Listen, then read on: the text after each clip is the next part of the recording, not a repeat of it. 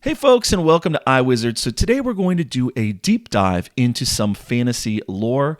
More than 2,000 years before J.R.R. Tolkien wrote The Lord of the Rings, an ancient Greek philosopher by the name of Plato, maybe you've heard of him, he devised his own story about a shepherd and a ring of power. And it was this story, among other influences, that scholars say very likely served as inspiration for Tolkien's One Ring. The similarities and thematic explorations between these two stories are almost uncanny. So we're going to go through that. Stay tuned.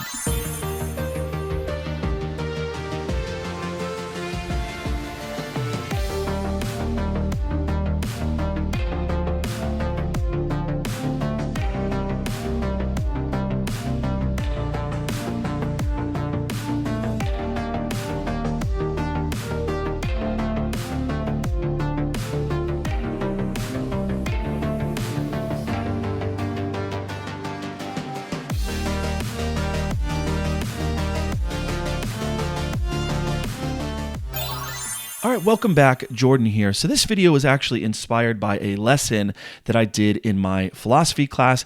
Every year we study Plato's Republic, and this was 375 BC. And the Republic is still to this day one of the great works of political philosophy ever written.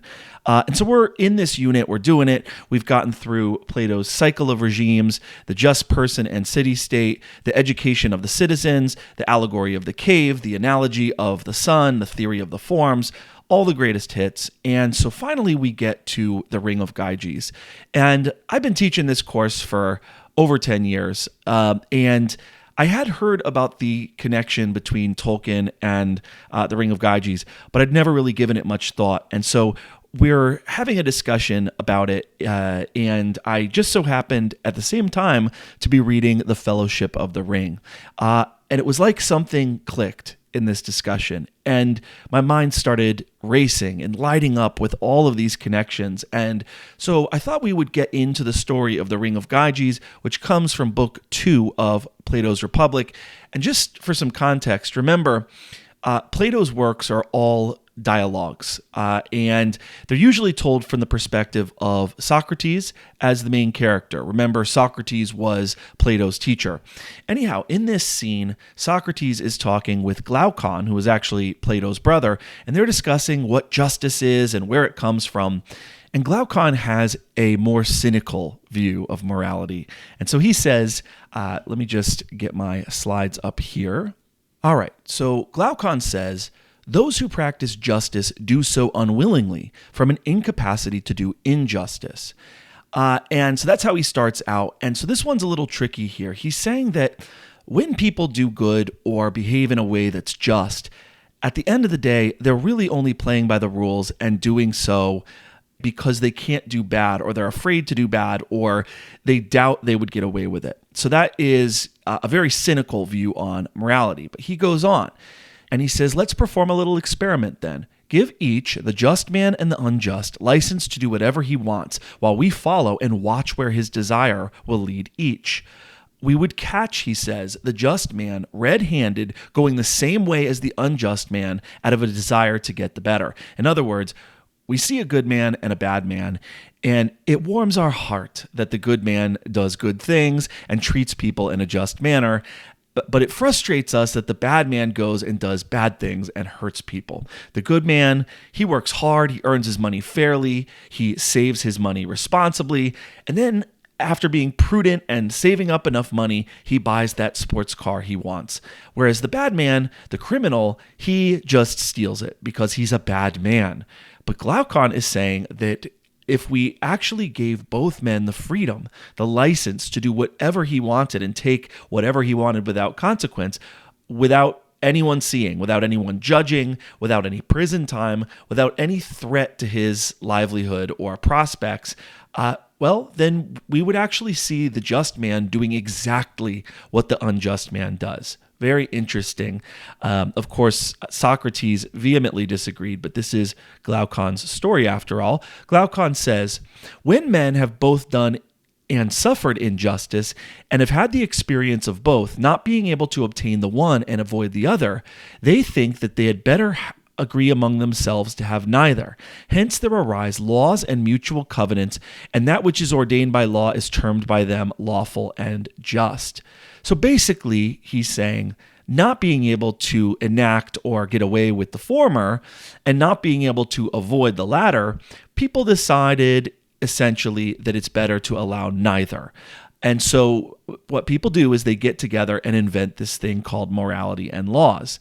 And then they claim the real reason they don't commit injustices is because they're the good people, when in reality, it's that they're afraid to commit injustices. Most people, Glaucon is saying, are weak and would love to commit injustices. They'd love nothing more than to rob and cheat and lie or, do whatever they have to do to get what they want, but they know they wouldn't be able to pull it off. They also know that there are other strong people who would definitely be able to pull it off and would commit injustices and wouldn't be afraid and would hurt other people if they could. So basically, Glaucon is saying to stop the strong, the weak invent this thing called morality. Then they pretend the reason they don't commit any injustice is because they're virtuous and moral, when in reality, it's just because they're cowards. Okay, so you can kind of see how all of this is relevant to the Lord of the Rings, obviously, but Socrates isn't convinced by this. So Glaucon is going to tell a story here to illustrate his point, and this is where we get to the Ring of Gyges. All right, this is the actual story here. Gyges was a shepherd in the service of the king of Lydia. There was a great storm, and an earthquake made an opening in the earth at the place where he was feeding his flock.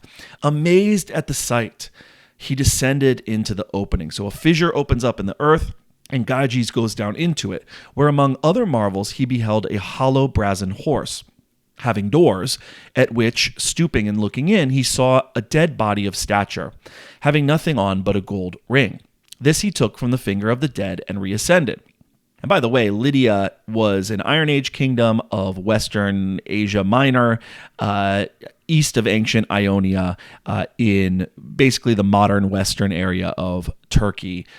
Lydia existed from about 1200 BC to about 600 BC, something like that. So now the shepherds met together according to custom so that they might send their monthly report about the flocks to the king. Into their assembly he came, having the ring on his finger. And as he was sitting among them, he chanced to turn the collet of the ring. The collet is the circular rim where you would set the diamond. He chanced to turn the collet of the ring inside his hand, when instantly he became invisible to the rest of the company, and they began to speak of him as if he were no longer present. Okay, so very similar to Lord of the Rings, he's got this magical ring, it turns him invisible, and people are freaked out. He was astonished at this, and again, touching the ring, he turned the collet outwards and reappeared. He made several trials, always with the same result. When he turned the collet inwards, he became invisible. When outwards, he reappeared. Whereupon he contrived to be chosen as one of the messengers who would be sent to the court, where as soon as he arrived, he seduced the queen, and with her help conspired against the king and slew him and took the kingdom. So he gets chosen to be the guy who is reporting on how everything is going with all the shepherds. And when he gets to the court of the king, he discovers through his powers of invisibility that the queen doesn't like her husband very much, and they conspire together with his new power. He uses this power to slay the king, and he takes the kingdom, and he takes the queen. Suppose now, Glaucon continues, suppose now that there were two such magic rings, and the just put on one of them, and the unjust the other. No man can be imagined to be of such an iron nature that he would stand fast in justice. No man would keep his hands off what was not his own when he could safely take what he liked out of the market, or go into houses and lie with anyone at his pleasure, or kill or release from prison whom he would, and in all respects, he would be like a god among men. Okay.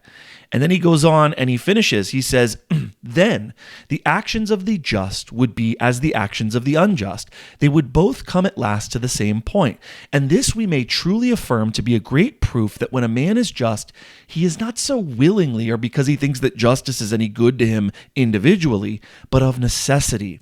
For wherever anyone thinks that he can be safely unjust, there he is unjust. For all men believe in their hearts that injustice is far more profitable to the individual than justice.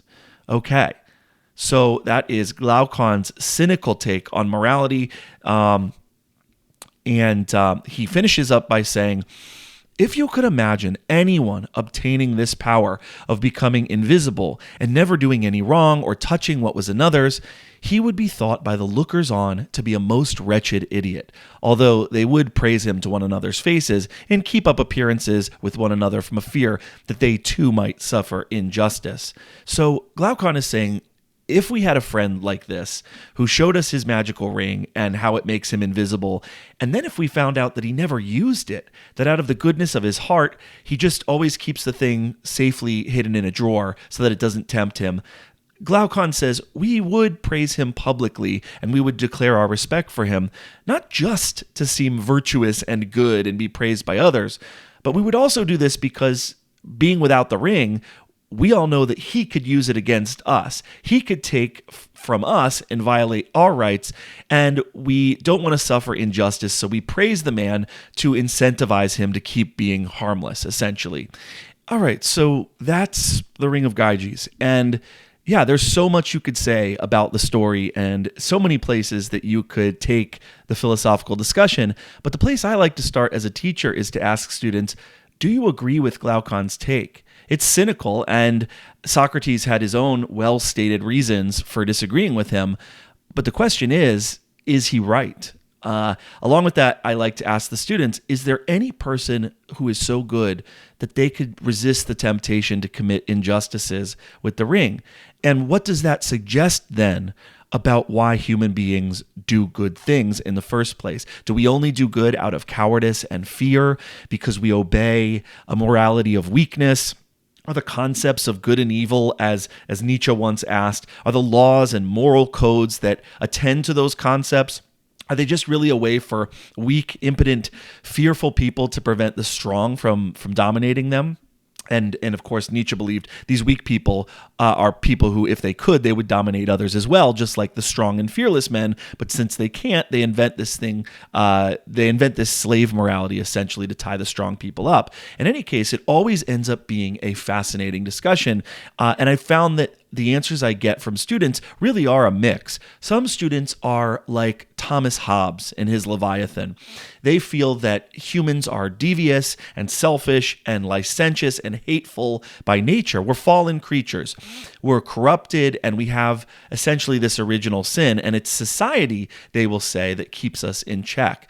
And a lot of the studies bear this out, right? Studies that show that we're more likely to return a wallet with the money intact if we know we're being watched, that we're more likely to wash our hands in the bathroom or, wipe down our gym equipment if there are others in the bathroom or the fitness center. There have been studies like that. And so, if you give people a ring like this that insulates them from the consequences of what they do and gives them this immense power, they're going to use it for ill. That's the Hobbesian perspective. And then I get students who are more Rousseauian. They say, no, come on. Most people are good by nature. And many of them would do good things with the ring of invisibility. But when they don't, it's really not some innate fallenness or sinfulness. It's society that corrupts the person. Most people would start out wanting to do good with the ring. And, it's really just the systems we've created that oppress people and cause them to want to steal. It's the pressures of modern society, man, and its rules and its strictures and its unfairness. That's really why people do bad things. When they rob, when they murder, when they rape, when they go down bad paths in life, it's really society that fails them, and the ring is just a tool. And then I usually hear a third option, which is that it's somewhere in between. As Solzhenitsyn said, the line between good and evil runs through every human heart.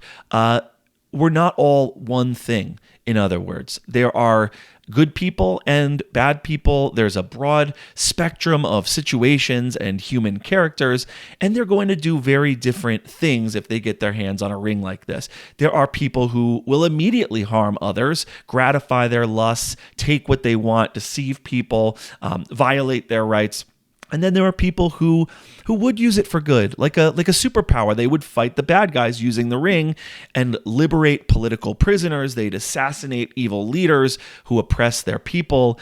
And then, there's also the possibility that there would also be a lot of people who would be trying to use it for good. They would think they were doing good with the ring, killing the bad guys, but actually they're killing good guys and making life for people worse and making a mess of the world.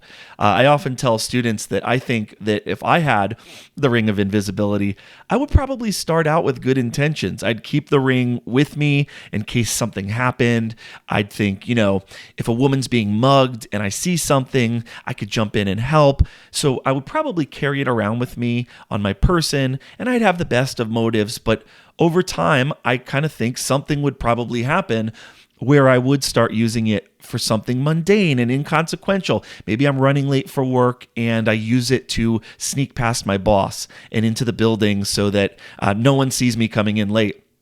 And maybe that opens a Pandora's box of just doing bad things, right? Maybe 1 week I'm doing bad financially and I just need a couple $100 to get me to my next paycheck.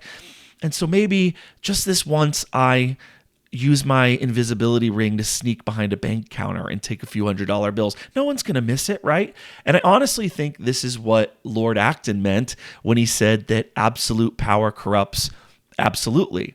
And it corrupts absolutely everyone, even those good people who start out with good intentions, don't have the means really to do anything with this newfound power that they have. The ordinary working class people like me, a teacher, but yeah, the ring is still going to corrupt me.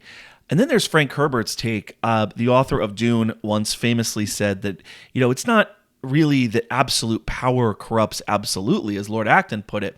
It's that there are a lot of good people out there who don't really care about power, and so they don't pursue it. Whereas often the worst people are the ones running toward power and trying to seize it. He writes, all governments suffer a recurring problem. Power attracts pathological personalities. It's not that power corrupts, but that it is magnetic to the corruptible, is what he says. And so this is the sort of the cliche that you should put people who don't want power and who aren't desperate to be the rulers, that these types of people actually make the best rulers. The George Washington types who don't lust after power, but who sort of just stumble into it and accept the grave responsibility and then step down when the time is right. All right, and so that brings us to the Lord of the Rings connection here.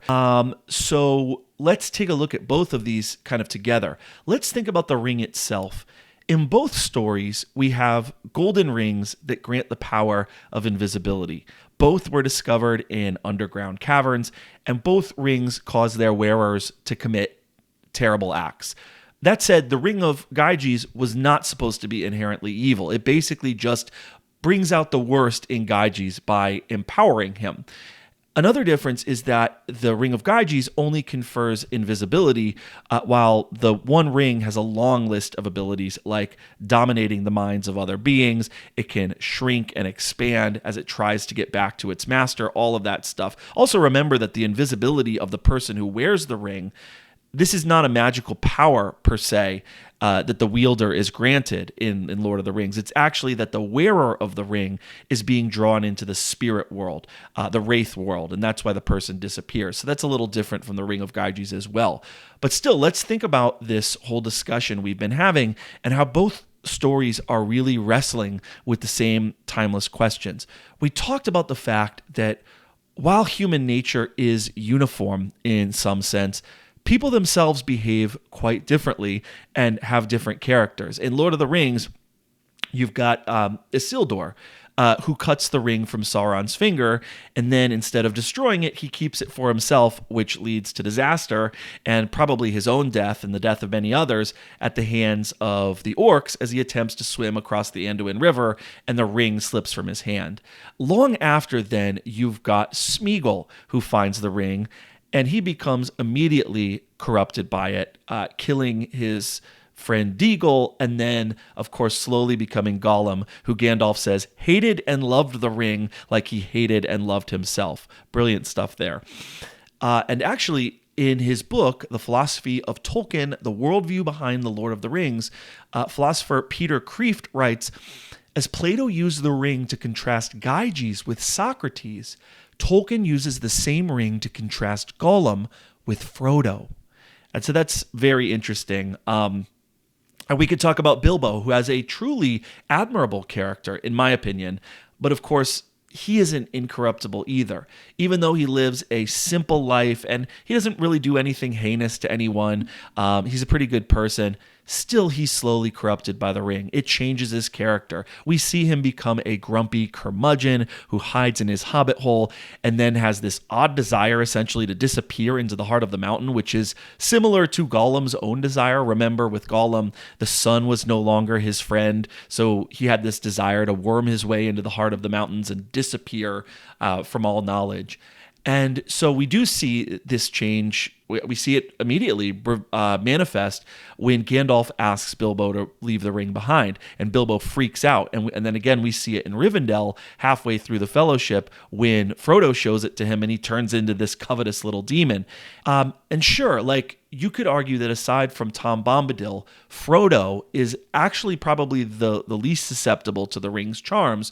And yet, even with Frodo, even there, we see him tempted by the ring, tempted to slip it on. It becomes a great burden and source of deep anguish for him along the journey. And then there's Gandalf. And we learned pretty early on that with Gandalf, he doesn't want it either. He's too powerful, and he knows that he would become like Sauron. His need of it would be too great, he says. And so notice that Gandalf is someone who, like Socrates, knows himself. He understands his own character. He knows intuitively the Dirty Harry quote, "A man's got to know his limitations," or I should say, a Maiar wizard's got to know his limitations.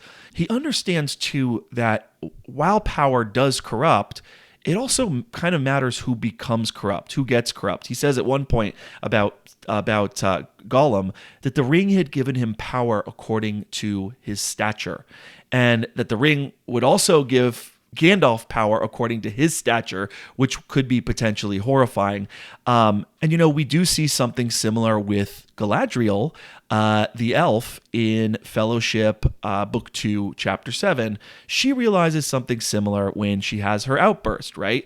She says, "And now at last it comes. You will give me the ring freely. In place of the Dark Lord, you will set up a queen. And I shall not be dark, but beautiful and terrible as the morning and the night, fair as the sea and the sun and the snow upon the mountain, dreadful as the storm and the lightning, stronger than the foundations of the earth. All shall love me and despair." It's that creepy scene, even if you haven't read the books and you've only seen the film. She kind of scares herself right in that moment. And so this leads us to something I really wanted to end with, which is this whole discussion in what is probably my favorite chapter from Fellowship of the Ring, and that's the Council of Elrond chapter. Some people think it's too long. I think it's perfect. And what I love is that they're debating this same question that we've been talking about, which is this question of power. It's real, power exists, and so the question is what to do about it. Who do we give the Ring of Power to? What should be done with it? And so Elrond says, hey, I've got an idea. Maybe we could give the ring to Tom Bombadil, oldest and fatherless. And so Elrond's like, Tom seems to have a power over the ring. He seems to be more powerful than it. We could capitalize on that. And then Gandalf comes in and kind of claps back at him with his wisdom. He says, listen, you're misunderstanding. He doesn't have power over the ring. It's that the ring has no hold on his mind. We could give it to him, but he wouldn't understand. In fact, Gandalf says he would lose it and forget about it. So he would be a most unsafe guardian. So that's very interesting. Paradoxically, no, you can't even trust power with a being who is hypothetically uncorruptible, because even that presents its own problems. The incorruptible being knows nothing about the effects of power or its influences, and so wouldn't really feel a need to keep it away from those beings who are corruptible. They wouldn't take it seriously because they don't know what the feeling of being gripped by power is like. Also, the Lord of the Rings has more power than Bombadil, Gandalf says. So this would just be a delay to the final reckoning, and Bombadil would fall last as he was first. And so then we get to Galdor, the elf, who jumps in, and Galdor is like, well, do we maybe have enough power to keep the ring here in Rivendell and maybe just withstand the enemy and hold him off? And the answer there is no. Only for a time. In the end, that's not a workable solution either. So Glorfindel jumps in and says, we have two choices then. We can send the ring over the sea to the Undying Lands, but they wouldn't receive it. So maybe we could cast it into the deeps of the sea. And then Gandalf comes in again off the top ropes, and he says, no, the ring won't be safe at the bottom of the sea. There are many things in the deep waters. Also, seas and lands will eventually change. We need a permanent solution to this problem, or else it's just going to come back to bite us. And that is famously when Boromir jumps in, and Boromir says, what about Gondor? Gondor is very strong.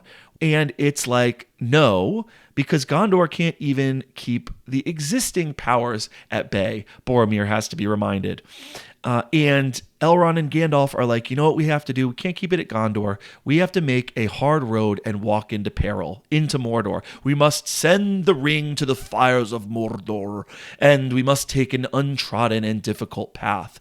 And Boromir basically says, come on, maybe there is some wisdom in what Saruman is saying. The ring has come to us. We should just use it. Let's just use the ring, you fools. We shouldn't hide. Let the ring be our weapon. Maybe the ring has come into our hands for a reason. Remember, we're the good people. Don't worry, we wouldn't be corrupted by power. We would just do all the good things when we have absolute power. And Elrond is like, no, we can't use the ring. It's Sauron's ring. It corrupts. It is too powerful. It is too evil. Its strength is too much. And, consider Saruman. Nothing is evil in the beginning. As long as it is in the world, it will be a danger to the wise. And basically, Gandalf and Elrond are like, we will not take the ring even to wield it. And so, of course, Gloin comes in and says, we should gather together, join our powers, and that is how the fellowship is then created. And so the 9 are assembled, and they're going to make their journey into Mordor, and they're going to go to Mount Doom and destroy the ring in the fires of Mount Doom. And of course, one of the interesting points here is that I forget who points it out, but someone says, and the beauty of this strategy is that Sauron won't even suspect that we are coming to him, that we are journeying to Mordor to destroy the ring, because he can't even conceive that someone would ever do that to the ring of absolute power, the one ring to rule them all. Who in the world would destroy a ring like that when they could just use it for themselves? And so again, you've got that projection that it takes one to know one from Sauron. And of course, Sauron, because he's so gripped with lust for power, that prevents him from knowing his enemy, as Sun Tzu might say. And so at the end of the day, that was Tolkien's answer too. Tolkien's answer is that the ring of power has to be thrown into the volcano. That doesn't mean you can't have peace through strength. It doesn't mean that when we're talking about the world order, that you don't want the good guys to have more power than the bad guys.